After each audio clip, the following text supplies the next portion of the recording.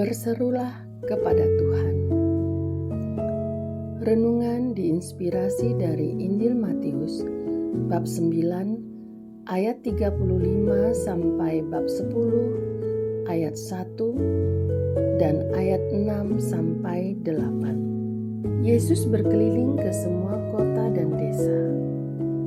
Ia mengajar dalam rumah-rumah ibadat mereka dan memberitakan Injil Kerajaan serta menyembuhkan orang-orang dari segala penyakit dan kelemahan. Melihat orang banyak itu, tergeraklah hati Yesus oleh belas kasihan kepada mereka karena mereka lelah dan terlantar seperti domba yang tidak mempunyai gembala.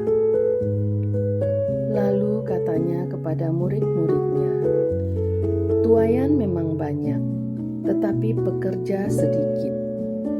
Karena itu, mintalah kepada Tuan yang punya tuaian, supaya ia mengirimkan pekerja-pekerja untuk tuaian itu."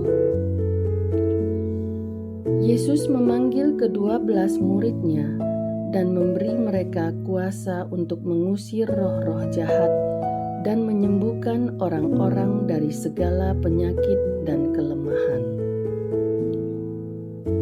Melainkan pergilah kepada domba-domba yang hilang dari umat Israel. Pergilah dan beritakanlah, kerajaan surga sudah dekat. Sembuhkanlah orang sakit, bangkitkanlah orang mati, tahirkanlah orang yang sakit kulit, usirlah setan-setan. Kamu telah memperolehnya dengan cuma-cuma, berikanlah pula dengan cuma-cuma. Demikianlah Injil Tuhan. Terpujilah Kristus. Injil hari ini menggambarkan betapa banyak orang sakit dan lemah, yang lelah dan terlantar, yang membutuhkan belas kasihan supaya disembuhkan. Tergerak oleh hatinya yang berbelas kasih, Yesus mengutus ke-12 rasulnya untuk memberitakan tentang kerajaan surga sudah dekat, menyembuhkan orang-orang dari segala penyakit dan kelemahan, membangkitkan orang mati, juga memberi mereka kuasa mengusir roh-roh jahat. Semuanya harus dilakukan para rasul tanpa pamrih, karena mereka pun diterima sebagai rasul kerajaan dengan cuma-cuma.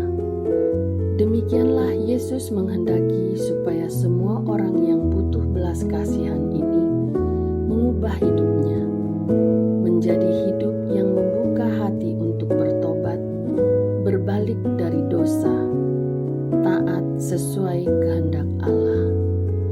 Bacaan pertama mengajarkan nubuat Yesaya bahwa sesungguhnya Tuhan akan mengasihani yang berseru-seru kepadanya.